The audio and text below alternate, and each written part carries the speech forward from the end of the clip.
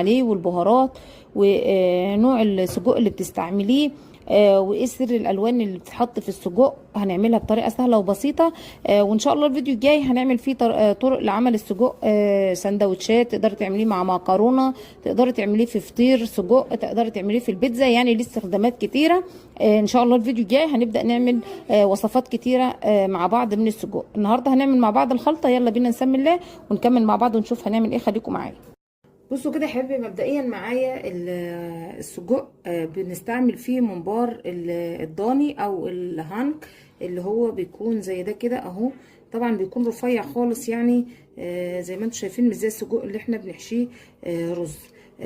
ده بيكون السجق بتاع الضاني، بنغسله كويس وبننضفه وبننقعه بليمون وخل وملح، وبنسيبه معانا مده كويسه لحد لما ريحه الزفاره بتاعته تطلع، وبيكون بالشكل اللي انتم شايفينه ده.